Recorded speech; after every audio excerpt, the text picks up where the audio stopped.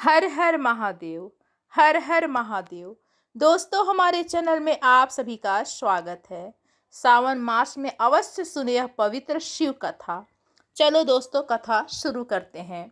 भक्त बंधुओं, सावन की पावन बेला में जब चारों ओर महादेव के नाम की गूंज सुनाई देती है, जब हर हर महादेव का जय घोष मन को भीतर तक स्पर्श करता है, तब शिव की एक ऐसी कथा सुनना अपने आप में एक सुंदर आध्यात्मिक अनुभव बन जाता है।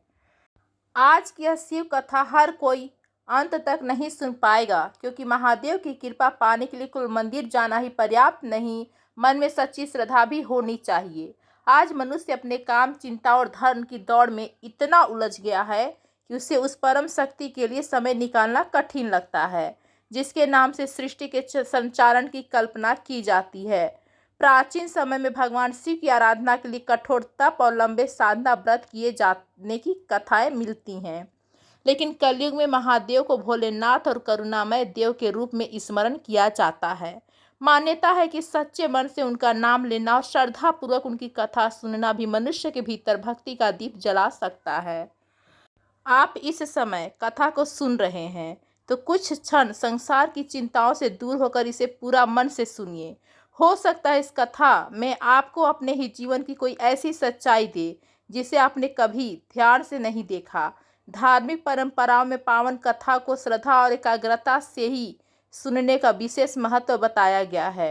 इसलिए इसे केवल धन या किसी सांसारिक लाभ की इच्छा से नहीं, बल्कि आत्मचिंतन और भगवान शिव के प्रति प्रेम की भावना से सुनिए।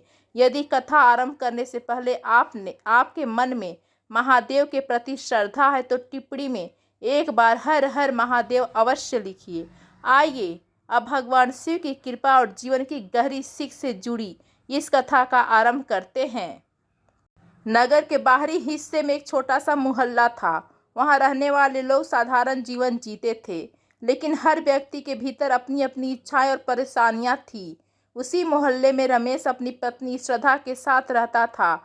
रमेश के पास एक छोटी किराने की दुकान थी। यह दुकान उसके पिता ने वर्षों की मेहनत से खड़ी की थी और परिवार की रोजी रोटी उसी से चलती थी। लेकिन रमेश को अपने व्यवसाय से संतोष नहीं था। उसे लगता था कि इतनी छोटी दुकान के सहारे वह जीवन में कभी बड़ी सफलता हासिल नहीं कर पाएगा। जब वह नगर के संपन्न व्यापारियों की बड़ी हवेलियां, महंगी गाड़ियां और उनका रहन सहन देखता तो उसके भीतर असंतोष बढ़ जाता। वह बार बार यही सोचता कि उसके जीवन की हर परेशानी का कारण केवल धन की कमी है। उसे विश्वास था कि यदि उसके पास पर्याप्त पैसा आ जाए तो उसकी सारी चिंताएं समाप्त हो जाएंगी और समाज में उसे भी वही सम्मान मिलेगा जिसकी वह इच्छा करता था। इसी सोच के कारण उसका मन हमेशा बेचैन रहता। दुकान पर बैठकर वह ग्राहकों से छोटी छोटी बातों पर उलझ जाता। हिसाब में मामूली नुकसान हो जाए तो उसका मूड बिगड़ जाता। उसे हर परेशानी अपनी किस्मत की नाइंसाफ़ी लगती। कई बार वह पत्नी श्रद्धा से कहता, मैं भी दिन रात मेहनत करता हूँ, फिर भी मेरे जीवन में सुख क्यों नहीं आता। अगर एक बार मेरे हाथ बड़ी रकम लग जाए तो मैं सबको बता दूंगा कि सफलता किसे कहते हैं। श्रद्धा उसकी बातें सुनती और शांत रहती। वह समझती थी कि रमेश धन नहीं, धन के पीछे छिपे सम्मान और संतोष की तलाश कर रहा है, लेकिन उसे इसका एहसास नहीं था। रमेश भगवान शिव का भक्त था और प्रत्येक सोमवार मंदिर जाना नहीं भूलता था। वह शिवलिंग पर जल चढ़ाता, बेलपत्र अर्पित करता और ओम नमः शिवाय का जाप भी करता।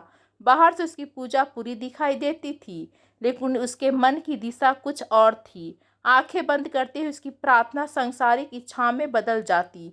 भोलेनाथ, मेरी दुकान खूब चल जाए, तेरी तिजोरी धन से भर जाए, मेरे पास इतना पैसा हो कि नगर के बड़े लोग भी मेरा सम्मान करें।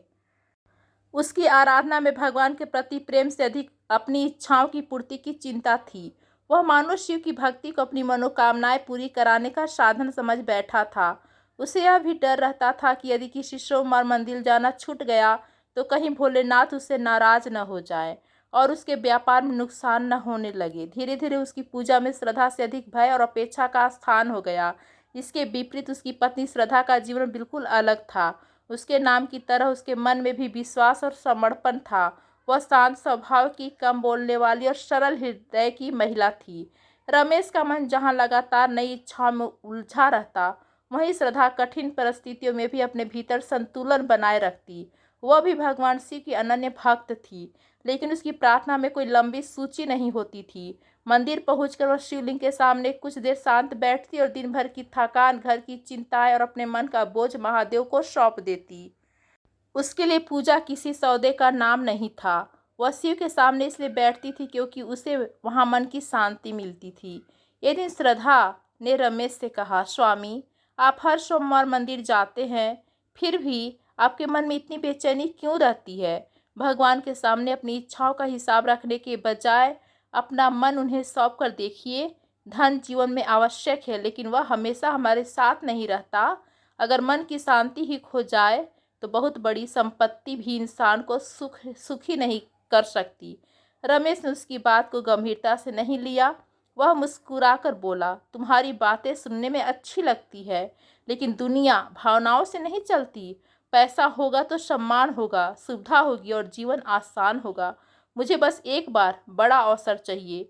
उसकी सोच इतनी मजबूत हो चुकी थी कि पत्नी की सरल बातों में भी उसे कोई उपयोगी सत्य नहीं देता था। कैलाश पर्वत पर विराजमान भगवान शिव और माता पार्वती इस पूरे घटनाक्रम के साक्षी थे। रमेश की पूजा में छिपी इच्छाओं को महादेव जानते थे और श्रद्धा के निष्काम विश्वास को भी। माता पार्वती ने एक दिन महादेव से पूछा, हे प्रभु, यह व्यक्ति आपके मंदिर में आता है, आपकी पूजा करता है, लेकिन उसके मन में आपकी भक्ति अधिक धन पाने की लालसा है। यदि इसकी इच्छा पूरी हो गई तो क्या इसका अहंकार और नहीं बढ़ जाएगा? भगवान शिव के मुख पर वही शांत मुस्कान थी, जिसमें करुणा और गहन रहस्य दोनों दिखाई देते थे। महादेव बोले, देवी, मनुष्य जिस वस्तु को अपने जीवन का सबसे बड़ा सुख समझ लेता है, कभी कभी उसी के माध्यम से उसे वास्तविक सत्य का अनुभव कराना पड़ता है।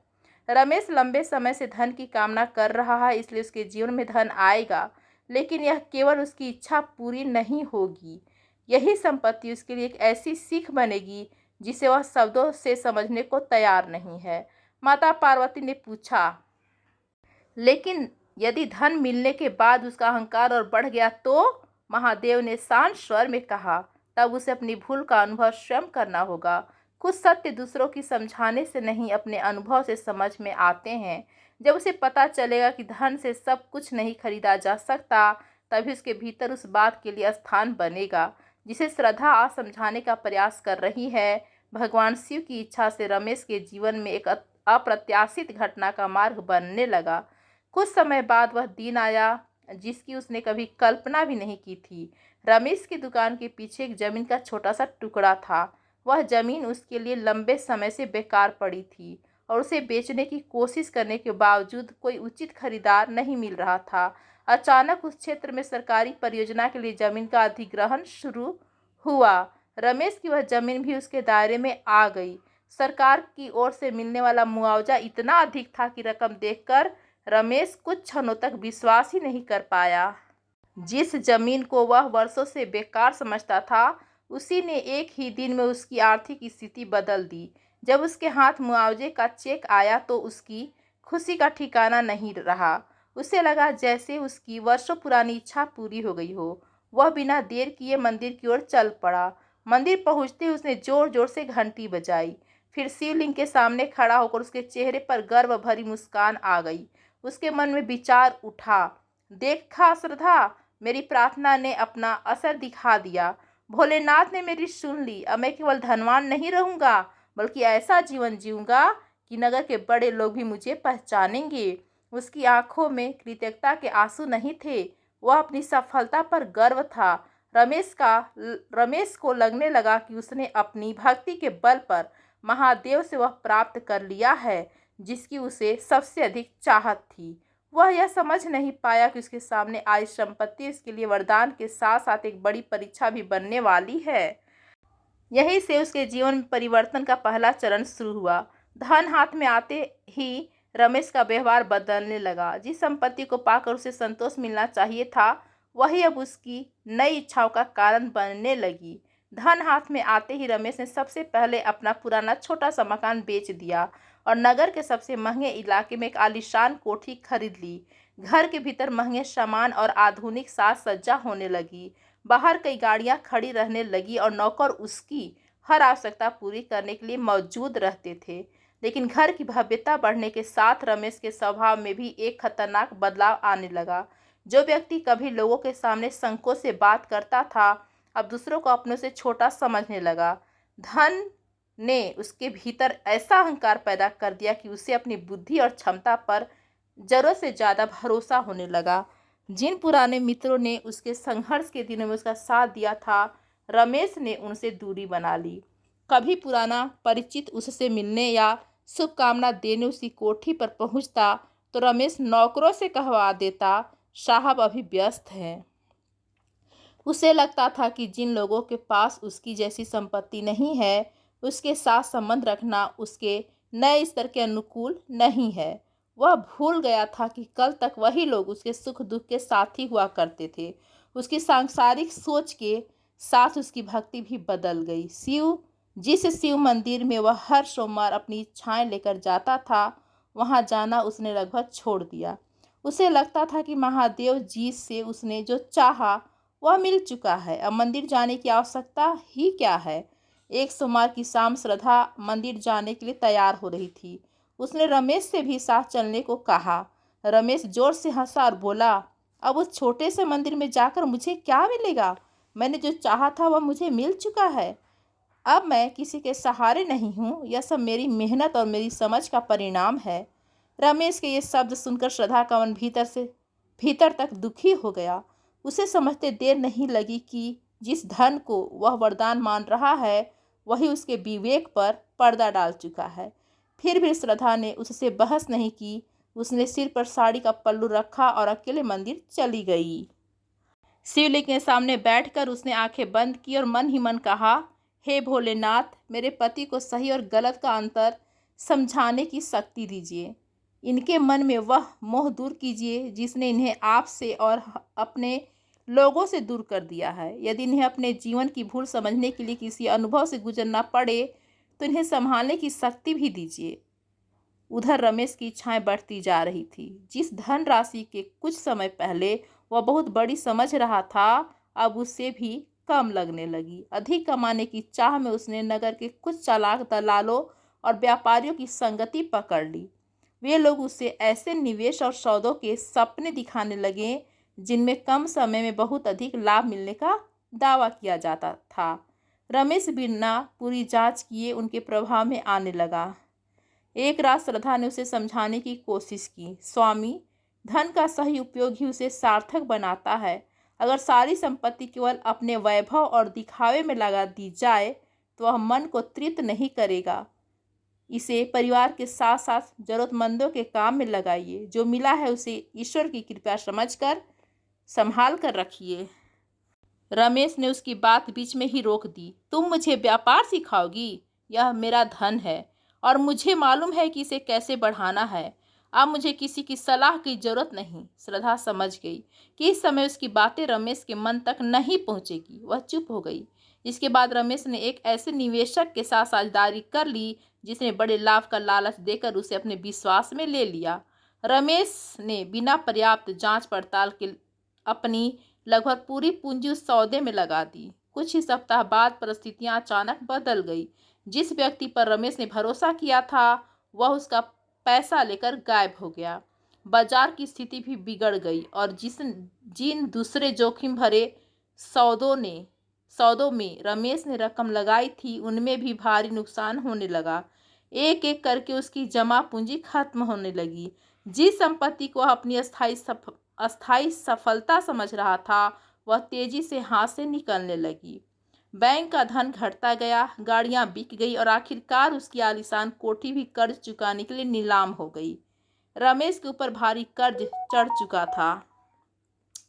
जिन लोगों के साथ वह कभी ऊंचे स्वर में बात करता था, वही अब अपना पैसा वापस मांगने उसके दरवाजे पर खड़े होने लगे। आखिरकार रमेश और श्रद्धा को अपनी जरूरत सामान समेट कर उसी पुराने मोहल्ले में लौटना पड़ा। वहां उन्होंने एक छोटा सा किराए का कमरा लिया। कल तक जिन लोगों की भीड़ रमेश के आसपास रहती थी, अब उनमें से कोई दिखाई नहीं देता। फोन लगातार बजने के बजाय बिल्कुल शांत हो चुका था। उसके पास धन नहीं था, प्रतिष्ठा नहीं थी और वे संबंध भी नहीं थे जिन्हें उसने अपने अहंकार में स्वयं तोड़ दिया था। उस रात कमरे में अंधेरा था। बिजली बिल जमा न करने के कारण रोशनी तक नहीं थी। रमेश एक कोने में बैठा अपने बीते हुए दिनों को याद कर रहा था। उसके हाथ कांप रहे थे और आंखों में आंसू निकल रहे थे, लेकिन उन आंसुओं में अभी भी अपनी गलती स्वीकार करने की शक्ति नहीं थी। उसे अपने नुकसान का दुख था और मन ही मन भगवान को दोष रहा था। उसे लग रहा था कि उसने भगवान पर भरोसा किया, फिर भी सब कुछ उससे छिन गया। यह उसे दिखाई नहीं दे रहा था कि उसके पतन की नींव उसकी अपनी लालसा, जल्दबाजी और घमंड ने रखी। उस घने अंधेरे में भी श्रद्धा का धैर्य नहीं बदला। उसने पुराने सामान के बीच से मिट्टी का एक छोटा सा दिया निकाला, उसमें थोड़ा तेल डाला और उसे जलाकर कमरे के कोने में रख दिया। कमजोर लौ ने अंधेरे कमरे में हल्की सी रोशनी फैलाई। श्रद्धा उसके सामने बैठ गई और आंखें बंद करके भगवान शिव का स्मरण करने लगी। रमेश चुपचाप उसे देखता रहा। उसके सामने उसकी पत्नी थी, जिसके पास इस समय न संपत्ति थी, न सुविधाएं और न भविष्य की कोई चिंता। फिर भी उसके चेहरे पर घबराहट नहीं थी। श्रद्धा ने भगवान शिव से शिकायत नहीं की। उसने यह भी नहीं पूछा कि उनके साथ ऐसा क्यों हुआ। उसकी प्रार्थना में केवल अपने पति के लिए एक सच्ची इच्छा थी। उसने धीमे स्वर में कहा, हे मेरे भोलेनाथ, आज मेरे पति के पास धन नहीं है, लेकिन शायद यही समय उन्हें अपने जीवन की सच्चाई समझाने वाला है। आपने उनसे वह सब छीन लिया जिसके पीछे भागते भागते स्वयं को भूल गए थे। यदि यह कठिन समय उन्हें आपकी ओर वापस ले आए, तो मैं इसे आपका कठोर नहीं, करुणामय निर्णय मानूंगी। कुछ क्षण रुककर श्रद्धा ने कहा, प्रभु, मैं आपसे उनका धन वापस नहीं मांगती। मुझे केवल इतनी कृपा चाहिए कि उनके भीतर सही सोच जन्म ले, उनके मन से लोभ और अहंकार हट जाए। उन्हें समझ आए कि सुख केवल संपत्ति में नहीं होता, ईमानदारी, प्रेम, संतोष और अच्छे संबंध भी जीवन की बड़ी संपत्ति है। उन्हें ऐसा विवेक दीजिए कि आगे कभी अपनी शक्ति और संपत्ति के मद में किसी को छोटा न समझें। रमेश के कानों में श्रद्धा की हर बात उतर रही थी। उसने जीवन में पहली बार ऐसी प्रार्थना सुनी जिसमें उसके लिए धन, व्यापार या वैभव नहीं मांगा जा रहा था। उसकी पत्नी केवल यह चाह रही थी कि वह एक बेहतर इंसान बन जाए। इन शब्दों ने रमेश के भीतर कुछ ऐसा छुआ जिसे वर्षों की संपत्ति भी नहीं छू सकी। उस रात उसकी आंखों में नींद नहीं आई। वह अंधेरे में लेटा अपने पूरे जीवन को याद करता रहा। उसे अपनी पत्नी की पुरानी बातें याद आने लगी। उसे याद आया कि किस तरह उसने उसकी समझदारी को महत्व नहीं दिया। उसे वे पुराने मित्र याद आए जिन्हें उसने धन आने के बाद पहचानने से इनकार कर दिया। उसे यह भी याद आया कि जब उसके पास करोड़ों की संपत्ति थी, तभी उसका मन शांत नहीं था। वह अधिक पाने की चिंता में लगातार बेचैन रहता था। रिश्ते उससे दूर होते गए और उसके भीतर भविष्य को लेकर एक अजीब भय बना रहता था। आज उसके पास कुछ भी नहीं था, फिर भी श्रद्धा के शांत व्यवहार ने उसे पहली बार यह महसूस कराया कि मनुष्य का वास्तविक सहारा केवल धन नहीं हो सकता। उसके भीतर पश्चाताप की शुरुआत हो चुकी थी। रमेश ने मन ही मन निर्णय लिया कि सुबह होते ही वह उसी पुराने शिव मंदिर में जाएगा, लेकिन इस बार महादेव के सामने अपनी इच्छाओं की सूची लेकर नहीं जाएगा। वह अपने भीतर का अहंकार लेकर जाएगा और उसे शिव के चरणों में छोड़कर क्षमा मांगेगा। यही रमेश के जीवन का पहला अध्याय समाप्त होता है। उसका घमंड टूट चुका था और उसके भीतर आत्मबोध की एक छोटी सी लौ जल उठी थी। अभी उसे लंबी यात्रा तय करनी थी, लेकिन पहली बार उसके कदम सही दिशा में बढ़ने लगे थे। प्रिय भक्त बंधुओं, अब भगवान शिव की कृपा से हम इस कथा के अगले चरण में प्रवेश करते हैं। यदि आपको यह कथा केवल कहानी नहीं बल्कि जीवन के लिए एक सीख लग रही है, तो वीडियो को लाइक करके अपना प्रेम अवश्य प्रकट करें। हो सकता है यह कथा किसी ऐसे व्यक्ति तक पहुँचे जिसे आज अपने जीवन में धन से अधिक सही दिशा की आवश्यकता हो। अब कथा को आगे बढ़ाते हैं। रात बीत चुकी थी। पूर्व दिशा में सूर्य की पहली किरणें निकलने लगी थी और छोटे से कमरे की दरारों से सुनहरी रोशनी भीतर आने लगी थी। रमेश की आंखें खुली हुई थी। सच तो यह था कि उसने रात भर ठीक से आंखें बंद ही नहीं की थी। शरीर थका हुआ था, लेकिन मन में कल जैसी घबराहट नहीं थी। उसने सामने देखा, श्रद्धा अभी भी उसी मिट्टी के दिए के पास बैठी थी। रात भर जलने के बाद उसकी लौ अब बहुत धीमी हो चुकी थी। श्रद्धा की आंखें बंद थी और उसके चेहरे पर वही शांति भाव था। उसने न अपने भाग्य को दोष दिया, न रमेश की को कटघरे में खड़ा किया था। उसकी निःशब्द आस्था ने रमेश के मन में एक ऐसी बात जगा दी थी जिसे वह वर्षों से भूल चुका था। मनुष्य के पास सब कुछ न हो फिर भी वह भीतर से मजबूत रह सकता है। रमेश धीरे सा उठा। उसने अपने साधारण कपड़े ठीक किए और बिना श्रद्धा को जगाए कमरे से बाहर निकल गया। उसके कदम किसी योजना के अनुसार नहीं चल रहे थे, जैसे भीतर से कोई अदृश्य शक्ति उसे उसी पुराने शिव मंदिर की ओर ले जा रही थी, जहां कभी वह अपनी इच्छाएं लेकर जाया करता था। रास्ते में वही गाड़ी गलियां थी, वही चौराहे और वही परिचित चेहरे, लेकिन आज रमेश की चाल में पहले जैसी अकड़ नहीं थी। जिन लोगों को उसने अपने वैभव के दिनों में तुच्छ समझा था, उनके सामने से गुजरते हुए उसकी आंखें अपने आप झुक जाती। उसे लग रहा था कि उसके पुराने व्यवहार की हर स्मृति अब उसके सामने खड़ी है। यह लज्जा उसके लिए अपमान नहीं बल्कि परिवर्तन की पहली सीढ़ी थी। वर्षों बाद रमेश पहली बार किसी और को नीचा दिखाने के बजाय अपने भीतर झांकते हुए शिव मंदिर की ओर बढ़ रहा था। मंदिर का प्रांगण लगभग सुनसान था। सुबह की हल्की धूप शिवलिंग पर पड़ रही थी और पास रखा जल पात्र स्वच्छ जल से भरा हुआ था। रमेश धीरे धीरे मंदिर के भीतर आया। शिवलिंग के सामने पहुंचने से पहले ही उसने दूर से सिर झुका दिया। उसके कदम आगे बढ़ने को तैयार नहीं थे। ऐसा लग रहा था जैसे उसके भीतर कोई आवाज उससे पूछ रही हो, आज तुम यहाँ किस भावना के साथ आए हो। कुछ क्षणों तक वह वहीं खड़ा रहा, फिर उसने स्वयं को संभाला और घुटनों के बल बैठ गया। कांपते हाथों से उसने जलपात्र उठाया और शिवलिंग पर जल अर्पित करने लगा, लेकिन इस बार केवल जल ही नहीं बह रहा था, उसकी आंखों से आंसू भी लगातार गिरने लगे। रमेश फूट फूट कर रो रहा। यह रोना अपनी संपत्ति खोने का दुख नहीं था, वह उस व्यक्ति के भीतर जमा पश्चाताप था जिसने वर्षों तक अपनी भूल को देखने से इनकार किया था। उसने आंखें बंद कर ली और मन ही मन महादेव से कहा, हे भोलेनाथ, मैंने आपको कभी सच्चे प्रेम से नहीं पुकारा। जब भी आपके सामने आया अपनी इच्छाएं लेकर आया। आपने मुझे धन दिया तो मैं स्वयं को सबसे बड़ा समझने लगा। मैंने अपनी पत्नी की सच्ची बातों को ठुकराया, पुराने मित्रों का अपमान किया और जरूरतमंदों को अपने से छोटा समझा। आज मेरे पास कुछ भी नहीं बचा, लेकिन अब मुझे समझ आ गया है कि मेरे सबसे बड़ी परेशानी गरीबी नहीं बल्कि मेरी अपनी लालसा थी। प्रभु, अब मुझे धन नहीं चाहिए, मुझे प्रतिष्ठा भी नहीं चाहिए, मुझे केवल इतना आशीर्वाद दीजिए कि मेरा मन फिर कभी अहंकार के वश में न हो। मेरे भीतर से लोभ, छल और क्रोध को दूर कीजिए। आज मैं आपके सामने किसी इच्छा के साथ नहीं, अपनी भूल स्वीकार करने आया हूँ। मेरे पास आपको देने के लिए कुछ नहीं है, इसलिए अपना पश्चाताप ही आपके चरणों में रख रहा हूँ। मन में यह प्रार्थना उठते ही अचानक मंदिर के भीतर तेज हवा का झोंका आया। पास रखे बेलपत्र हिल उठे और शिवलिंग पर अर्पित जल थोड़ा सा बहकर रमेश के पैर तक पहुंच गया। रमेश कुछ क्षणों तक उस दृश्य को देखता रहा। उसके भीतर एक गहरी अनुभूति हुई, जैसे महादेव ने उसकी प्रार्थना सुन ली हो। वर्षों से मन में जमा अपराध बोध और बेचैनी धीरे धीरे हल्की होने लगी।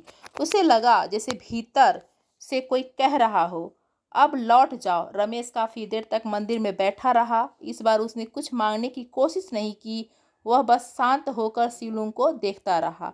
जब वह उठकर बाहर आया तो उसके चेहरे पर एक ऐसी शांति थी जिसे उसने वैभव के दिनों में भी कभी महसूस नहीं किया था। उस दिन उसे पहली बार समझ आया कि भक्ति का अर्थ भगवान के सामने अपनी इच्छाएं रखना नहीं बल्कि अपने भीतर का अहंकार उनके चरणों में छोड़ देना है। जब रमेश घर लौटा तो श्रद्धा ने दरवाजे पर ही उसके चेहरे को देखकर उसके भीतर आया परिवर्तन समझ लिया। उसने कोई सवाल नहीं किया, वह चुपचाप रसोई में गई और थोड़े से चावल और पानी से बनी साधारण खिचड़ी लेकर आई। रमेश की नज़र जैसे ही उस भोजन पर पड़ी, उसकी आंखें फिर भर आई। उसे अपने वैभव के दिन याद आ गए, जब उसने श्रद्धा के हाथ का सादा भोजन तक पसंद करना छोड़ दिया था। उसे महंगे होटलों का खाना भी ही बेहतर लगता था। आज बड़ी साधारण खिचड़ी उसे किसी अमूल्य प्रसाद जैसी लग रही थी। रमेश ने श्रद्धा का हाथ पकड़ लिया। श्रद्धा, मैंने तुम्हारी बातों को हमेशा नज़रअंदाज किया, तुम्हारा मजाक उड़ाया और तुम्हारे विश्वास को कमजोरी समझा।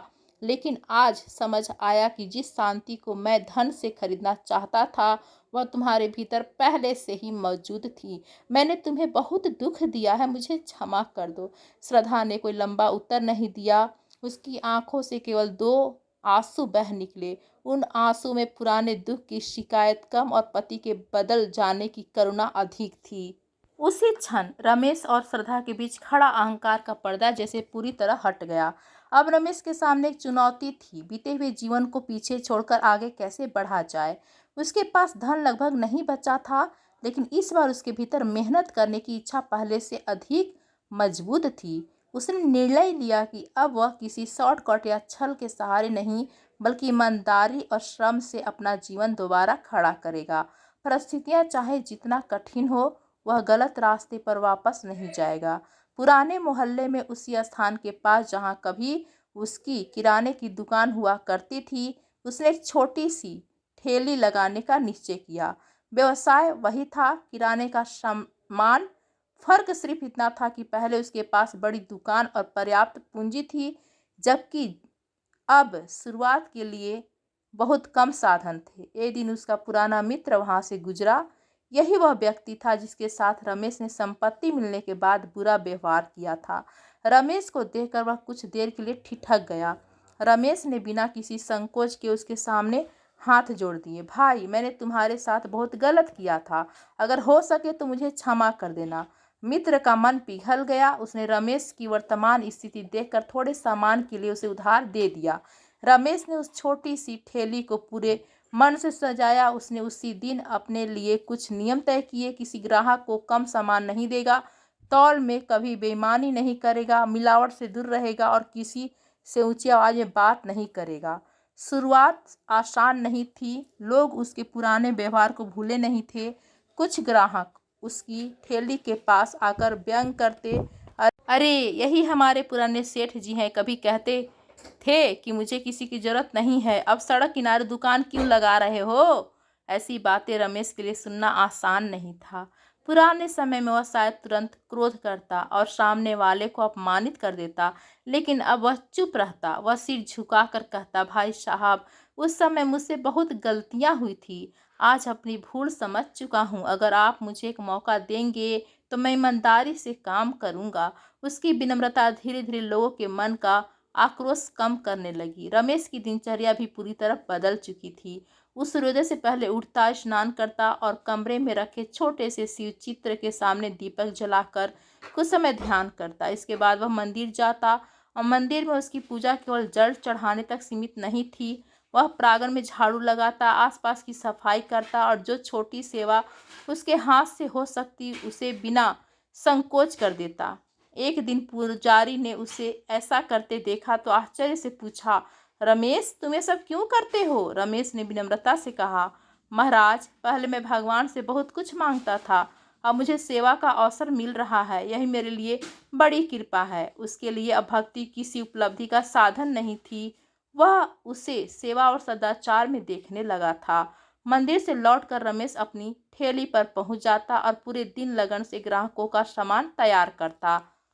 शाम को घर लौटते समय यदि उसके पास थोड़ा आटा, चावल या कोई अन्य उपयोगी वस्तु बचती तो वह जरूरतमंद परिवार को दे आता। अपनी कमाई कम होने पर भी वह इस आदत को नहीं छोड़ता था। श्रद्धा उसके बदलाव को देखकर प्रसन्न होती, लेकिन वह उसकी प्रशंसा में बड़ी बड़ी बातें नहीं करती थी। वह जानती थी कि मनुष्य को अपने अच्छे कर्मों का अभिमान भी नहीं पालना चाहिए। एक शाम रमेश दिन भर की मेहनत के बाद थका हुआ घर लौटा। श्रद्धा उसके पैर दबाते हुए कही, स्वामी, आज आपके चेहरे पर एक अलग ही चमक दिखाई दे रही है। यह वह चमक नहीं जो कभी आपकी कोठी और धन के दिनों में थी। रमेश हल्के से मुस्कुराया। श्रद्धा, वह चमक धन की थी और यह संतोष की है। आज जब मैं अपने हाथों की मेहनत से रोटी कमाता हूँ तो मुझे लगता है जैसे महादेव मेरे साथ खड़े हैं। अब मुझे इस बात की चिंता नहीं रहती कि कल मेरे पास कितना होगा। मैंने आने वाले समय की चिंता भी उन्हीं के भरोसे छोड़ दी है। उसका यह विश्वास धीरे-धीरे उसके छोटे से कारोबार में भी दिखाई देने लगा। मोहल्ले के लोगों ने उसके व्यवहार में आया बदलाव देखना शुरू किया। अब वे जानते थे कि रमेश सही कीमत लेता है, तौल में कमी नहीं करता और खराब या बासी सामान ग्राहक के हाथ नहीं देता। धीरे धीरे उसकी ठेल पर ग्राहकों की संख्या बढ़ने लगी। एक दिन एक महिला जल्दबाजी में अपनी खरीदारी का सामान लेकर रमेश की दुकान से चली गई। कुछ देर बाद रमेश की नज़र उस झोले पर पड़ी जो वह भूल गई थी। उसने झोला खोलकर देखा तो उसमें चांदी के कुछ आभूषण थे। रमेश ने बिना एक क्षण गंवाए दुकान बंद की और महिला को ढूंढने निकल पड़ा। थोड़ी दूर जाकर वह महिला उसे परेशान हालत में मिल गई। वह अपने झोले को इधर उधर खोज रही थी। रमेश ने झोला उसके हाथ में देते हुए कहा, माँ, यह आपका सामान है, इसे संभाल कर रखिए। महिला ने झोला खोलकर देखा तो सारे आभूषण सुरक्षित थे। उसकी आंखों से कृतज्ञता के आंसू निकल आए। उसने रमेश को ढेरों आशीर्वाद दिए। रमेश ने इसे कोई महान काम नहीं समझा। उसके लिए यह केवल किसी दूसरे की अमानत को उसके मालिक तक पहुंचाना था। लेकिन ऐसे छोटे छोटे कर्म धीरे धीरे उसके जीवन की ऐसी पूंजी बन रहे थे जिसका मूल्य किसी बैंक खाते में नहीं लिखा जा सकता था। अब लोग उसे केवल किराने का सामान बेचने वाला दुकानदार नहीं मानते थे। उसके व्यवहार और ईमानदारी ने उसे मोहल्ले में एक भरोसेमंद इंसान बना दिया था। कुछ समय बाद उसकी छोटी सी ठेली एक अस्थायी दुकान में बदल गई। उसकी सत्यनिष्ठा से प्रभावित एक प्रतिष्ठित ग्राहक ने उसे अपनी जगह का एक हिस्सा बहुत कम किराए पर दे दिया। रमेश ने अपनी नई दुकान के बाहर एक पट्टिका लगवाई, इस दुकान का स्वामी भोलेनाथ है, मैं केवल उनका सेवक हूँ। वह रोज उस वाक्य को देखकर स्वयं को याद दिलाता कि उसे जो कुछ मिला है वह केवल उसके अधिकार का परिणाम है। लेकिन उसकी यात्रा अभी पूरी नहीं हुई थी। एक दिन नगर का एक धनी व्यापारी उसकी दुकान पर आया। वह वही व्यक्ति था जो रमेश के समृद्ध दिनों में उसके साथ व्यापार कर चुका था। उसने देखा कि रमेश की प्रतिष्ठा फिर से बढ़ रही है। लोगों का विश्वास उसके प्रति लगातार मजबूत हो रहा है। यह देखकर व्यापारी के मन में ईर्ष्या जाग उठी। वह रमेश को दुकान से थोड़ा दूर ले गया और बोला, रमेश, तू फिर से इतनी छोटी कमाई में क्यों उलझा है? मेरे पास एक ऐसा सौदा है जिससे तेरी आमदनी कई गुना बढ़ सकती है। रमेश चुप रहा। व्यापारी ने आगे कहा, तुझे बस एक काम करना होगा। सामान के डिब्बों पर एक बड़े ब्रांड का नकली लेबल लगा देना। माल ऊंचे दाम पर बिक जाएगा, कोई पहचान भी नहीं पाएगा। कुछ ही दिनों में तू फिर से पहले जैसा अमीर हो जाएगा। यह सुनते ही रमेश के भीतर एक पुरानी हलचल उठी। एक पल के लिए उसे धन का वह संसार याद आया जिसमें कभी वह डूबा रहता था। बड़ी कोठी, गाड़ियां, नौकर और लोगों की चापलूसी, सब कुछ उसकी आंखों के सामने घूम रहा था। फिर उसकी नज़र दुकान के बाहर लिखे उन शब्दों पर पड़ी, इस दुकान का स्वामी भोलेनाथ है, मैं केवल उनका सेवक हूँ। उसे श्रद्धा की वह बात भी याद आई कि धन यदि केवल अपने लिए रोक लिया जाए तो मन को सुख देने के बजाय उसे भारी बना सकता है। रमेश ने गहरी सांस ली और व्यापारी की ओर देखकर कहा, सेठ जी, मैं आपका सम्मान करता हूँ लेकिन यह काम नहीं कर सकता। मैंने बहुत कठिन अनुभवों के बाद जाना है कि बेईमानी से कमाया हुआ धन मुझे फिर उसी रास्ते पर ले जाएगा जहाँ से निकलने में मुझे वर्षों लगे। उसने आगे कहा, भोलेनाथ ने मुझे जीवन दोबारा शुरू करने का अवसर दिया है। मैं उस अवसर की नींव छल पर नहीं रख सकता। ईमानदारी से मिली साधारण रोटी मुझे उस धन से अधिक प्रिय है जो किसी दूसरों को धोखा देकर मिले। व्यापारी ने उसे समझाने की बहुत कोशिश की लेकिन रमेश अपने निर्णय पर अडिग रहा। आखिर व्यापारी ने ताना मारते हुए कहा, तू इसी तरह गरीब बना रहेगा। रमेश ने कोई जवाब नहीं दिया। व्यापारी वहां से चला गया। रमेश के चेहरे पर हल्की मुस्कान थी। यह मुस्कान किसी आर्थिक लाभ की नहीं थी, वह अपने भीतर उठे लालच पर विजय की प्रसन्नता थी। व्यापारी का प्रस्ताव और रमेश का इनकार धीरे धीरे पूरे मोहल्ले में चर्चा का विषय बन गया। लोगों को पता चल गया कि उसने बड़े लाभ का अवसर छोड़कर गलत रास्ते को स्वीकार करने से मना कर दिया। जिन लोगों को कभी उसके बदलने पर संदेह था, उसके मन में भी उसके लिए सम्मान पैदा होने लगा। उसकी दुकान पर ग्राहकों की संख्या बढ़ती गई। लोग कहते, रमेश भाई की दुकान से सामान लेते समय मन में शक नहीं हो रहता। यहाँ चीज़ों के साथ भरोसा भी मिलता है। रमेश की आमदनी बढ़ने लगी, लेकिन अब धन उसके स्वभाव को नियंत्रित नहीं करता था। उसने अपनी कमाई का एक हिस्सा जरूरतमंदों की सहायता के लिए अलग रखना शुरू कर दिया। कुछ गरीब बच्चों की पढ़ाई का खर्च वह चुपचाप उठाने लगा। हर पूर्णिमा को वह मंदिर में भोजन वितरण भी करवाता। कई बार वह स्वयं पंगत में बैठकर लोगों को भोजन परोसता। जब कोई उसकी प्रशंसा करता तो वह तुरंत कहता, मेरी प्रशंसा मत कीजिए, सब महादेव की कृपा है। मैं तो केवल उनके हाथ का एक माध्यम हूँ। कैलाश पर भगवान शिव और माता पार्वती उसकी यात्रा को देख रहे थे। माता पार्वती के चेहरे पर प्रसन्नता थी। उन्होंने कहा, प्रभु, रमेश ने अपने पुराने स्वभाव को सचमुच पीछे छोड़ दिया है। सामने इतना बड़ा लालच आया, फिर भी वह अपने मार्ग से नहीं डिगा। भगवान शिव ने शांत स्वर में कहा, देवी, यह उसकी यात्रा का केवल एक चरण था। जब मनुष्य के पास कुछ नहीं होता, तब संयम रखना अपेक्षाकृत सरल हो सकता है। वास्तविक परीक्षा तब होती है जब उसके हाथ में फिर से वैभव आता है। माता पार्वती ने पूछा, क्या आप उसे दोबारा संपत्ति देंगे? महादेव मुस्कुराए, अवश्य, लेकिन इस बार धन उसके अहंकार का कारण नहीं बनेगा। वह धन का मालिक बनने के बजाय उसका संरक्षक बनेगा। संपत्ति उसके पास ठहरेगी नहीं, बल्कि उसके माध्यम से उन लोगों तक पहुंचेगी जिन्हें उसकी आवश्यकता है। और उसके जीवन की सबसे बड़ी उपलब्धि धन नहीं, वह शांति होगी जो किसी बाहरी वस्तु पर निर्भर नहीं रहता। महादेव की बात धीरे धीरे पृथ्वी पर अपना प्रभाव दिखाने लगी। रमेश के व्यापार में अचानक अच्छी प्रगति होने लगी। कुछ समय बाद सरकार ने छोटे व्यापारियों के लिए एक ऐसी योजना शुरू की जिसके अंतर्गत रमेश को बिना ब्याज का ऋण प्राप्त हुआ। उसने उस रकम का उपयोग अपनी दुकान को व्यवस्थित और बेहतर बनाने में किया। धीरे धीरे उसकी दुकान पूरे मोहल्ले की सबसे भरोसेमंद दुकानों में गिनी जाने लगी। अब आमदनी पहले से बेहतर थी, लेकिन रमेश ने अपने रहन सहन में कोई बड़ा बदलाव नहीं किया। अब वह भी उसी साधारण घर में रहता था, भोजन सादा ही करता और प्रत्येक सुबह मंदिर जाकर झाड़ू लगाने की अपनी सेवा जारी रखता। एक दिन श्रद्धा ने कहा, अब तो हमारी स्थिति पहले से बेहतर है, हम थोड़ा बड़ा घर ले सकते हैं। रमेश ने मुस्कुरा कर कहा, श्रद्धा, हमें उतनी ही जगह चाहिए जितनी हमारे जीवन की जरूरतें पूरी करने के लिए पर्याप्त हो। अगर हमारे पास आवश्यकता से अधिक है तो वह उन लोगों के काम आना चाहिए जिनके पास सिर छिपाने के लिए भी जगह नहीं है। मैं फिर से ऐसी जिंदगी नहीं चाहता जिसमें घर बड़ा होता जाए और मन छोटा। श्रद्धा ने उसकी बात सुनी तो उसके मन में अपने पति के लिए गहरा गर्व उमड़ आया। एक सुबह रमेश दुकान खोलने की तैयारी कर रहा था कि एक वृद्ध महिला उसके पास आई। उसकी आंखों में चिंता और बेबसी साफ दिखाई दे रही थी। उसने बताया कि उसका बेटा बीमार है और उसके पास दवा खरीदने के लिए पैसा नहीं है। रमेश ने बिना ब्याज सवाल किए अपने गले में रखी उस दिन की लगभग पूरी नकदी उसके हाथ में रख दी। वृद्धा घबरा गई। रमेश ने कहा, माँ, इसे भगवान का दिया हुआ समझकर रख लीजिए, मुझे वापस करने की जरूरत नहीं है। पास बैठे कुछ लोगों ने उसे रोकते हुए कहा, रमेश, तुमने इतनी बड़ी रकम दे दी? अगर यह महिला झूठ बोल रही हो तो? रमेश ने शांत भाव से उत्तर दिया, अगर यह बात सच है और मैंने सहायता करने से इनकार कर दिया तो मैं उस इंसान की तरह बन जाऊंगा जिससे महादेव ने मुझे बहुत मुश्किल से बाहर निकाला है।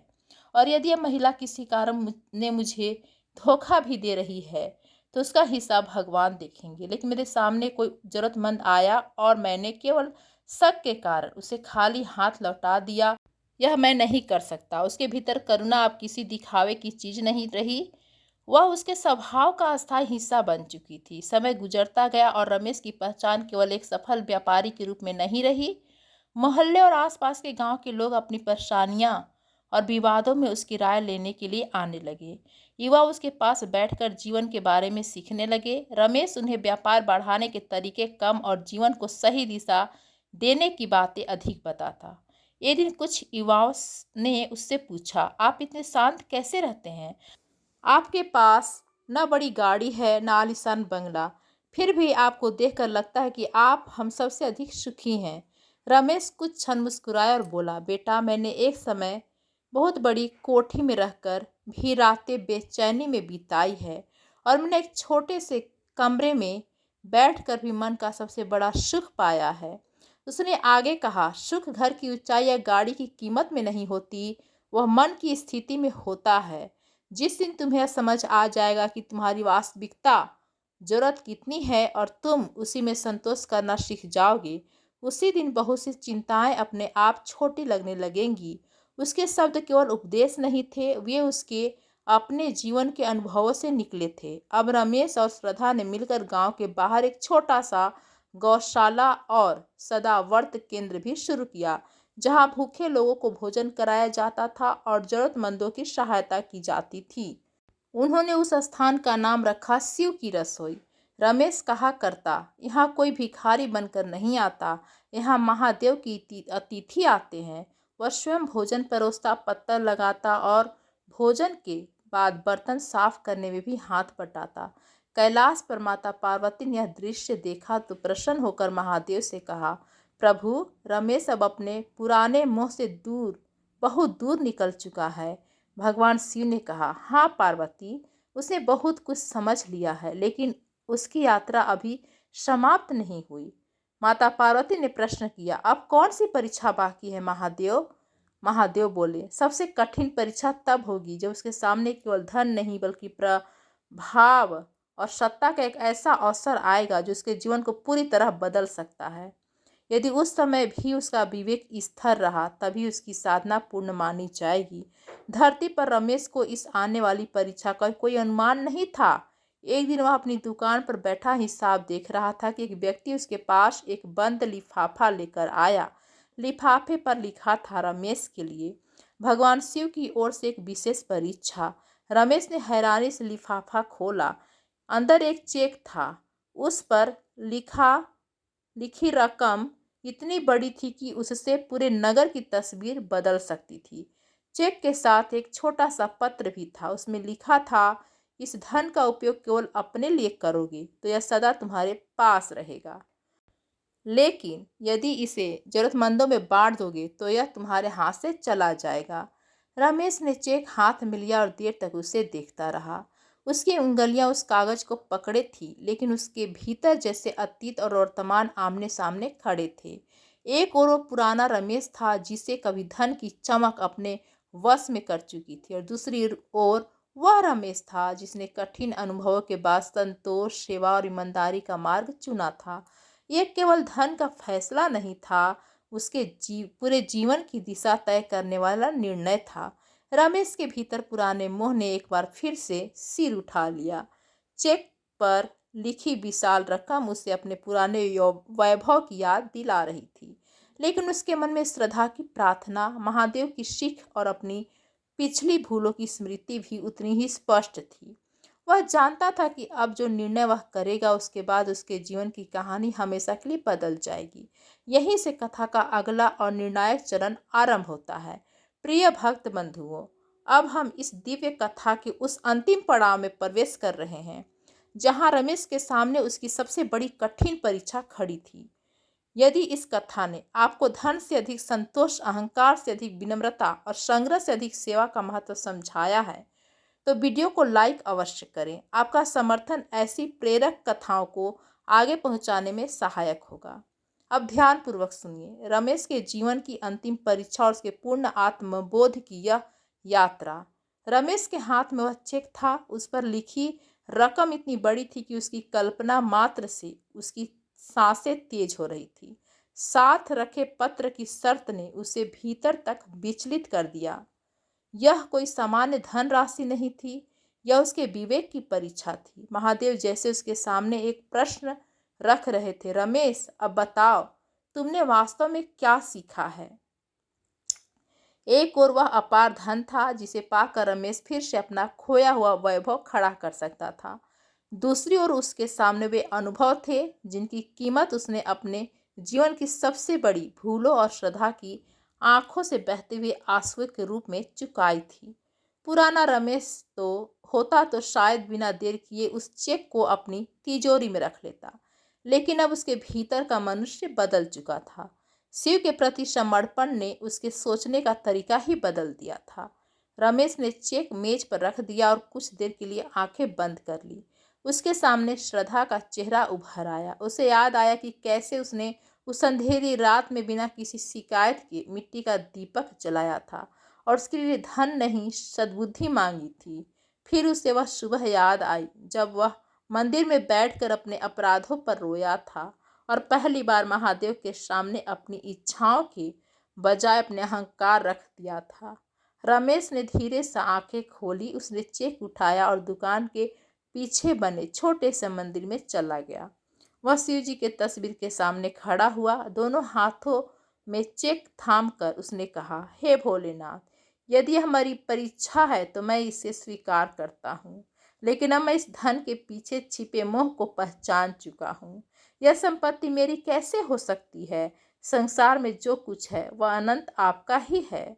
जब मैंने अपना जीवन आपके चरणों में समर्पित कर दिया तो यह धन भी आपका ही हुआ। मुझे इसकी शर्त स्वीकार नहीं है, न ही इसके पीछे छिपा आकर्षण चाहिए। मैं इसे अपने लिए नहीं रखूंगा। यदि इससे आपके उन बच्चों की भूख मिट सकती है जिन्हें 2 वक्त का भोजन भी कठिनाइयों से मिलता है, तो इससे बेहद उपयोग मेरे लिए कोई नहीं है। इतना कहकर रमेश ने बिना देर किए उस चेक को अपने सदाव्रत केंद्र के नाम कर दिया। नगर के बाहर जिस गौशाला और भोजन केंद्र को वह और श्रद्धा मिलकर चला रहे थे, अब उसी के विस्तार और संचालन में वह पूरी राशि लगाने का निर्णय लिया गया। रमेश ने यह फैसला इतनी सहजता से किया जैसे उसके सामने कोई बड़ी संपत्ति नहीं बल्कि सेवा का एक अवसर रखा हो। जैसे ही उसने आवश्यक कागजों पर हस्ताक्षर करके चेक आगे बढ़ाया, उसी क्षण कमरे में एक हल्की दिव्य सुगंध फैल गई। उसे भस्म, चंदन और बेलपत्र की मिली जुली खुशबू महसूस हुई। रमेश कुछ क्षणों के लिए स्थिर खड़ा रहा। उसके मन में गहरी अनुभूति हुई कि इस बार वह परीक्षा में सफल हुआ है, लेकिन इस विजय में पहले जैसा गर्व नहीं था। यह प्रसन्नता स्वयं को बड़ा समझने की नहीं बल्कि महादेव के निकट होने की अनुभूति से उत्पन्न हुई थी। उसने दोनों हाथ जोड़कर सिर झुका दिया। उसके मन में जैसे एक ही भाव गूंज रहा था, प्रभु अब मुझे कुछ नहीं चाहिए। जब श्रद्धा घर लौटी तो उसने रमेश के चेहरे पर असाधारण शांति देखी। उसने पूछा, क्या हुआ? रमेश ने उसे पूरी घटना बता दी। श्रद्धा चुपचाप सुनती रही, फिर उसकी आंखों से आंसू बहने लगे। रमेश घबरा गया। श्रद्धा, तुम क्यों रो रही हो? क्या मैंने कोई गलती कर दी? श्रद्धा ने हाथ जोड़कर कहा, नहीं स्वामी, ये आंसू दुख के नहीं खुशी के हैं। जिस बात के लिए मैंने वर्षों तक महादेव से प्रार्थना की थी, आज वह पूरी हो गई। आपके धन को नहीं, अपने भीतर के लोभ को जीत लिया है। आज मुझे अपने जीवन पर गर्व है कि जिस व्यक्ति को कभी संपत्ति का अहंकार अपने वश में कर चुका था, उसी ने शिव की सीख को अपने आचरण में उतार लिया। इतना कहकर श्रद्धा ने रमेश के चरणों को छूने के लिए झुकना चाहा। रमेश ने तुरंत उसे रोककर अपने सीने से लगा लिया। दोनों कुछ देर तक बिना बोले खड़े रहे। उनके बीच अब पुराने दुखों की दीवार नहीं थी। विश्वास और प्रेम ने उस दूरी को पूरी तरह मिटा दिया। अगले दिन रमेश अपनी दुकान पर पहुंचा तो उसने देखा कि बाहर काफी लोग इकट्ठे थे। पहले उसे लगा कि शायद कोई समस्या हो गई है, लेकिन जैसे ही वह पास पहुंचा, लोगों ने तालियों से उसका स्वागत किया। एक वृद्ध व्यक्ति आगे आया और बोला, बेटा रमेश, हम तुम्हें तुम्हारी पुरानी व्यवहार के लिए याद करते थे, लेकिन आज तुम्हारे सामने खड़े होकर हमें अपने ही विचारों पर शर्म आती है। हमें पता चला कि तुमने इतनी बड़ी रकम जरूरतमंदों और भोजन केंद्र के लिए दे दी, तुमने अपने लिए कुछ नहीं रखा। रमेश ने हाथ जोड़कर सबको प्रणाम किया। भाइयों, इसमें मेरी कोई महानता नहीं है। मैं तो वह व्यक्ति हूँ जिसने कभी धन के पीछे भागते भागते अपने ही जीवन को खो दिया था। महादेव ने मुझे समझ दी और श्रद्धा ने मेरी गलतियों के बाद भी मेरा साथ नहीं छोड़ा। यह धन भी केवल एक साधन है। असली संपत्ति तो वह दया है जो मनुष्य को किसी दूसरे के दुख में काम आने योग्य बनाती है। लोग उसकी बात सुनकर भावुक हो उठे। धीरे धीरे रमेश की प्रतिष्ठा पूरे नगर में फैलने लगी। जहाँ कभी उसके अहंकार से लोग उससे दूरी बनाते थे, वहीं अब उसके व्यवहार के कारण सम्मान करने लगे थे। उसकी दुकान अब केवल सामान खरीदने की जगह नहीं थी, लोग वहां अपने जीवन की परेशानियां लेकर आने लगे। रमेश किसी को स्वयं को ज्ञानी बताकर उपदेश नहीं देता था, वह बस अपनी कहानी सुनाता। मैं भी कभी बहुत घमंडी था, मैंने धन को ही जीवन का लक्ष्य बना लिया था, लेकिन जब सब कुछ हाथ से निकल गया तब समझ आया कि मनुष्य की असली ताकत उसके चरित्र में होती है। अगर महादेव मेरी जैसी भूलों में फंसे इंसान को बदल सकते हैं तो किसी के लिए भी सुधार का रास्ता बंद नहीं होता। बस लोभ और अहंकार को अपने भीतर अस्थायी जगह मत देना। इसी समान के बीच रमेश के सामने उसकी अगली और कहीं अधिक सूक्ष्म परीक्षा आ गई। नगर में विधानसभा चुनाव नजदीक थे। एक बड़े राजनीतिक दल के कुछ नेता रमेश के पास आए। उनके साथ कई समर्थक, मीडिया के लोग और सुरक्षा कर्मचारी भी थे।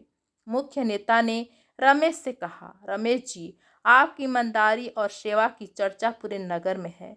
हम चाहते हैं कि आप हमारे उम्मीदवार बनकर चुनाव लड़े। अगर आप जीतते हैं तो आपके पास जनता के लिए बहुत बड़े स्तर पर काम करने की शक्ति होगी। आपको सरकारी आवास, गाड़ी और प्रतिष्ठा भी मिलेगी। बात सुनने में सेवा की थी, लेकिन उसके भीतर सत्ता का आकर्षण भी छुपा हुआ था। रमेश ने पूरी बात ध्यान से सुनी। कुछ क्षण के लिए उसके मन में हलचल हुई। सत्ता में आकर हजारों लोगों की सहायता करने का अवसर मिल सकता था, लेकिन उसके साथ यह संभावना भी थी कि अधिकार और प्रतिष्ठा फिर उसके भीतर पुराने अहंकार को जन्म दे दे। उसे स्वयं से पूछा, क्या मैं अभी इतना मजबूत हूँ कि सत्ता मेरे मन को प्रभावित न कर सके? कहीं ऐसा तो नहीं कि अधिकार मिलते ही मैं फिर वही पुराना रमेश बन जाऊं? उसे श्रद्धा की वह सीख याद आई कि मनुष्य को अपनी सीमाओं का ज्ञान होना चाहिए। रमेश ने हाथ जोड़कर नेता से कहा, महोदय, आपने मुझ पर विश्वास किया, इसके लिए मैं आपका आभारी हूँ, लेकिन मैं यह प्रस्ताव स्वीकार नहीं कर सकता। नेता ने पूछा, क्यों? राजनीति के माध्यम से तो आप बहुत बड़े स्तर पर सेवा कर सकते हैं। रमेश ने शांत स्वर में कहा, मैं एक बार अपने छोटे संसार से बाहर निकलकर पूरी दुनिया को अपने नियंत्रण में करने की कोशिश कर चुका हूँ। उस कोशिश ने मुझे सबक सिखाया है। अब महादेव ने मुझे जो स्थान दिया है वही मेरे लिए पर्याप्त है। मेरी दुकान, मेरी सेवा और मेरा सदाव्रत केंद्र ही मेरे लिए किसी सिंहासन से कम नहीं। मैं स्वयं को इतना बड़ा नहीं समझता कि सत्ता मेरे भीतर कोई नया अहंकार पैदा नहीं करेगी। मैं एक छोटे दीपक की तरह हूँ, अपने आसपास रोशनी देख सकता हूँ, लेकिन सूर्य बनने का दावा नहीं कर सकता। नेता और उनके साथ आए लोग रमेश की बात सुनकर कुछ देर चुप रहे। उन्होंने उसे कई तरह से समझाने का प्रयास किया, लेकिन रमेश अपने निर्णय पर कायम रहा। अंत में उसने कहा, सेवा करने के लिए पद जरूरी नहीं होता। अगर नियत साफ हो तो इंसान जहाँ खड़ा है वहीं से किसी काम आ सकता है। मैं यहीं रहकर जितना कर सकता हूँ करूँगा। नेता वहां से चले गए। बाद में कुछ लोगों ने रमेश को समझाया कि उसने जीवन का बहुत बड़ा अवसर गंवा दिया। रमेश मुस्कुरा कर बोला, जो अवसर हमें हमारे मूल स्वभाव और विवेक से दूर कर दे वह अवसर नहीं, एक नया बंधन हो सकता है। मुझे अब किसी ऊंची कुर्सी की तलाश नहीं है। मैं महादेव की सेवा में जहाँ हूँ वहीं संतुष्ट हूँ। उसके शब्दों ने लोगों को समझाया कि संतोष केवल कम चाहने का नाम नहीं, बल्कि अपनी सीमाओं को समझकर सही चीज चुनने का नाम भी है। कैलाश पर्वत पर भगवान शिव ने माता पार्वती की ओर देखा। माता पार्वती का चेहरा प्रसन्नता से चमक रहा था। उन्होंने कहा, प्रभु, रमेश ने केवल धन का मोह नहीं छोड़ा, बल्कि सत्ता के आकर्षण को भी ठुकरा दिया। अब तो मानना पड़ेगा कि वह आपके सच्चे भक्तों में स्थान पा चुका है। भगवान शिव ने कुछ क्षण आंखें बंद की और बोले, हाँ पार्वती, उसने मेरी सबसे कठिन परीक्षा पार कर ली है। धन का मोह दिखाई देता है, लेकिन सत्ता का मोह उससे भी अधिक सूक्ष्म हो सकता है। रमेश ने समझ लिया है कि अपनी सीमाओं को स्वीकार करना कमजोरी नहीं है। जिस मनुष्य को अपने भीतर की सीमा का ज्ञान हो जाए वही अनंत सत्य की ओर बढ़ सकता है। अब वह केवल मेरा भक्त नहीं रहा, वह मेरा सखा है। महादेव ने उसे आशीर्वाद दिया, इस नगर में अन्न और जल की कमी कभी न हो। जिस स्थान ने ऐसे करुणामय मनुष्य को जन्म दिया है, वहाँ किसी भूखे को निराश होकर न लौटना पड़े। महादेव के इस आशीर्वाद का प्रभाव धीरे धीरे दिखाई देने लगा। रमेश के जीवन में स्थिरता आ गई, उसका व्यापार अच्छा चलने लगा और उसके कार्यों में सफलता मिलने लगी। लेकिन अब सफलता उसके मन को विचलित नहीं करती थी। उसने अपनी जीवन शैली सादगी में ही रखी। रमेश और श्रद्धा ने मिलकर निर्णय लिया कि उनके अपने बच्चे भले न हो, लेकिन नगर का कोई भूखा बच्चा उनके लिए पराया नहीं होगा। धीरे धीरे उनका सदाव्रत केंद्र इतना बड़ा हो गया कि प्रतिदिन हजारों लोगों को वहां भोजन मिलने लगा। रमेश स्वयं भोजन की कतार में खड़ा होकर लोगों को परोसता और भोजन के बाद इस्तेमाल हुई पत्तलें उठाने में भी संकोच नहीं करता। एक दिन एक पत्रकार ने उससे पूछा, आप इतने बड़े व्यापारी हैं, फिर भी स्वयं भोजन परोसने और पत्तल उठाने का काम क्यों क्यों करते हैं? रमेश हंस पड़ा, यह काम नहीं, यह मेरी पूजा है। जब किसी भूखे व्यक्ति को भोजन करते देखता हूँ तो मुझे ऐसा लगता है जैसे महादेव को जल अर्पित कर रहा हूँ। मेरे लिए शिव केवल मंदिर के भीतर नहीं है।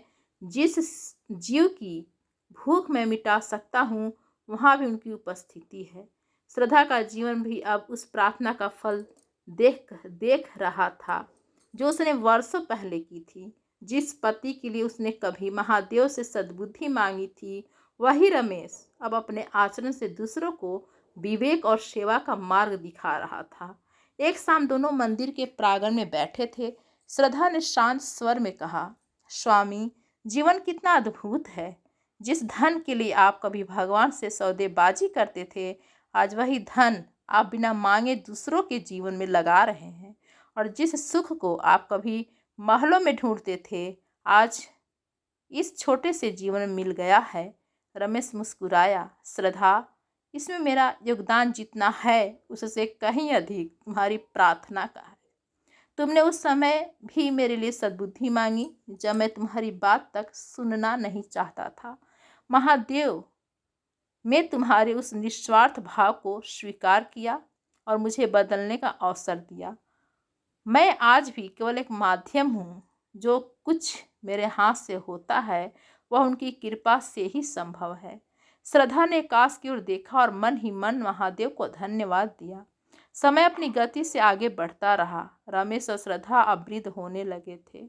उम्र बढ़ने के साथ रमेश ने अपनी दुकान की जिम्मेदारी एक ईमानदार और मेहनती युवक को सौंप दी। अब वह अपना अधिकांश समय शिव की रसोई और मंदिर की सेवा में बिताने लगा। उसकी दिनचर्या बहुत सरल हो चुकी थी। सुबह मंदिर की सेवा, दोपहर में जरूरतमंदों के लिए भोजन और शाम को बीमार तथा असहाय लोगों की सहायता। जिस व्यक्ति ने कभी अपने जीवन का अर्थ धन के ढेर में खोजा था, वह दूसरों के जीवन में थोड़ी सी राहत पहुंचाने को सबसे बड़ी संपत्ति मानता था। उम्र बढ़ने के साथ रमेश के चेहरे पर एक ऐसी शांति और दिव्य आभा दिखाई देने लगी थी कि लोग उसे दूर से देखते ही ठहर जाते। उसके व्यक्तित्व में अब एक अलग ही तेज था। लेकिन रमेश ने कभी स्वयं को कोई सिद्ध पुरुष साबित करने की कोशिश नहीं की। वह चमत्कार दिखाने से दूर रहता था, क्योंकि उसके लिए अपनी शक्तियों का प्रदर्शन भी अहंकार का ही एक रूप था। वह अक्सर कहता था, मेरे जीवन में यदि कोई चमत्कार हुआ तो वह यह है कि महादेव ने मुझे भीतर से बदल दिया। एक दिन रमेश मंदिर के शांत प्रांगण में बैठा शिवलिंग को एकटक निहार रहा था। अचानक उसके भीतर एक गहरा बोध जागा। उसे लगा कि जीवन का कितना बड़ा हिस्सा उसे मांगते मांगते गुजार दिया। कभी धन मांगा, कभी सम्मान, कभी सफलता, लेकिन जिस शांति की तलाश में वह संसार भर में भटकता रहा, वह तो शिव के चरणों में समर्पण करते ही उसके भीतर जन्म ले चुकी थी। उसकी आंखें भर आई। उसने मन ही मन महादेव से कहा, प्रभु, अब मुझे कुछ नहीं चाहिए। जीवन की संध्या निकट है। बस इतना आशीर्वाद दीजिए कि अंतिम समय तक आपका स्मरण बना रहे और अंत में आपके चरणों में स्थान मिल जाए। उस दिन उसके मन में कोई इच्छा शेष नहीं थी। रात को जब रमेश सोया तो उसने एक अद्भुत स्वप्न देखा। स्वप्न में उसके सामने भगवान शिव और माता पार्वती प्रकट हुए। चारों ओर अलौकिक प्रकाश फैला हुआ था।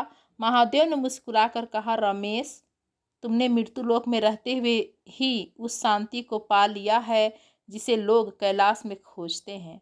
अब मैं तुम्हें वर मांगने का अवसर देता हूँ, जो इच्छा हो कहो। रमेश ने हाथ जोड़ दिए। उसने कहा, भोलेनाथ, यदि आप मुझे वर देना चाहते हैं तो मेरे लिए कुछ मत दीजिए। बस ऐसी कृपा कीजिए कि जो मनुष्य भटक जाए उससे भी सही मार्ग समझने का अवसर दीजिए।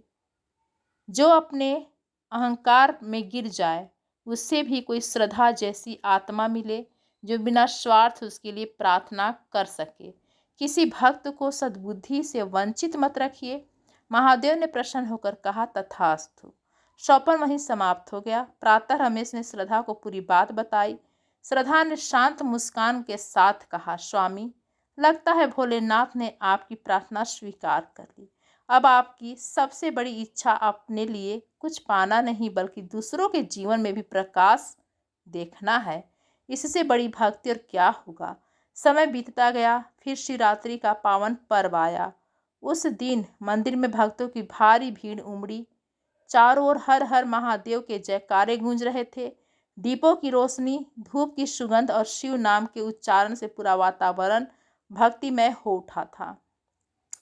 रमेश मंदिर में बैठकर भजन गा रहा था। उसका स्वर उम्र के कारण पहले जैसा तेज नहीं था, लेकिन उसमें ऐसी गहराई थी कि सुनने वालों का मन ठहर जाता। वह गा रहा था, हे भोले शंकर, पतितों के उद्धारक, हम अज्ञानियों को ज्ञान देना, हमारे मन से मोह और अहंकार का अंधकार मिटा देना। धीरे धीरे उसका स्वर धीमा पड़ने लगा। पास बैठे भक्तों ने देखा कि रमेश की आंखें शिवलिंग पर टिकी थी और उसके चेहरे पर एक अत्यंत शांत मुस्कान थी। कुछ ही क्षणों में उसका शरीर स्थिर हो गया। रमेश ने उसी शिवलिंग के सामने बैठे बैठे अंतिम सांस ली। जिस महादेव के नाम से उसने जीवन की नई शुरुआत की थी, उसी के स्मरण में उसने अपनी अंतिम यात्रा पूरी की। मंदिर में उपस्थित भक्त कुछ क्षणों के लिए स्तब्ध रह गए। श्रद्धा ने जब यह समाचार सुना तो वह मंदिर पहुंची। उसने रमेश के शांत शरीर को देखा और उसके ऊपर चादर रख दी। फिर उसने आकाश की ओर देखकर कहा, प्रभु, आपने मेरे स्वामी को अपने चरणों में बुला लिया। मैं उन्हें रोकूंगी नहीं। आपने जिस जीवन को बदला था, आज उसी जीवन को अपने पास वापस बुला लिया है। उसकी आंखों में आंसू नहीं थे, दुख अवश्य था, लेकिन उससे कहीं अधिक विश्वास था। श्रद्धा जानती थी कि रमेश का जीवन जिस स्थान से शुरू हुआ था, उसका अंतिम पड़ाव भी उसी शिव की चरण में हुआ है। रमेश के महाप्रयाण के बाद भी वह शिव की रसोई बंद नहीं हुई। श्रद्धा ने कई वर्षों तक उस सेवा को उसी निष्ठा से जारी रखा। भूखे लोगों को भोजन मिलता रहा, जरूरतमंदों की सहायता होती रही और मंदिर में शिव नाम का स्मरण चलता रहा। समय आने पर श्रद्धा ने भी संसार से विदा ली और महादेव की शरण में चली गई। नगर के लोगों ने दोनों की स्मृति में उसी स्थान पर एक भव्य शिव मंदिर बनवाया। मंदिर के मुख्य द्वार पर एक शिलालेख लगाया गया, जिस पर लिखा था, यहाँ शिव धन नहीं दिशा देते हैं। आज भी उस मंदिर में आने वाले भक्तों को वहाँ की शांति अपने भीतर तक उतरती हुई महसूस होती है। लोग कहते हैं कि मंदिर के वातावरण में आज भी बेलपत्र और धूप की सुगंध के साथ रमेश और श्रद्धा की भक्ति की स्मृति जीवित है। प्रिय भक्तों, बंधुओं, रमेश और श्रद्धा की यह जीवन यात्रा यहीं पूर्ण होती है, लेकिन इस कथा का संदेश यहीं समाप्त नहीं होता। यह कहानी हमें बताती है कि भगवान शिव से अपनी आवश्यकता मांगना गलत नहीं है। मनुष्य दुख में प्रभु को पुकारता है, सुख में उनका धन्यवाद करता है और संकट में उनसे सहायता की प्रार्थना करता है। लेकिन जब प्रार्थना के भीतर केवल लोभ रह जाए और भक्ति किसी सौदे में बदल जाए, तब मनुष्य भगवान को पाने के बजाय अपनी इच्छाओं का दास बन जाता है। रमेश ने देर से सही लेकिन यह समझ लिया कि तिजोरी में जमा संपत्ति जीवन की सबसे बड़ी पूंजी नहीं होती। वास्तविक संपन्नता उस संतोष में है जो कम साधनों में भी मन को शांत रखे। अहंकार सफलता के साथ चुपचाप जन्म ले सकता है। यदि उसे समय रहते पहचाना न जाए तो वह मनुष्य की उपलब्धियों को भीतर से खोखला कर देता है। इस कथा का एक अद्भुत सुंदर संदेश है कि सच्ची संगति और निस्वार्थ प्रेम किसी टूटे हुए व्यक्ति को भी बदलने की शक्ति रखते हैं। श्रद्धा ने रमेश को बदलने के लिए उस पर अधिकार नहीं जमाया। उसने उसके लिए प्रार्थना की और सही समय आने तक धैर्य रखा।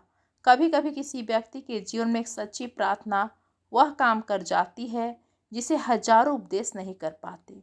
इसलिए महादेव के सामने केवल यह मत पूछिए कि मेरे साथ ऐसा क्यों हुआ, इसके बजाय इतना कहने का साहस रखिए, भोलेनाथ मुझे हर परिस्थिति से सीखने की बुद्धि दीजिए। जो बीत गया उससे मुझे समझ दीजिए और जो आने वाला है उसका सामना करने का धैर्य दीजिए।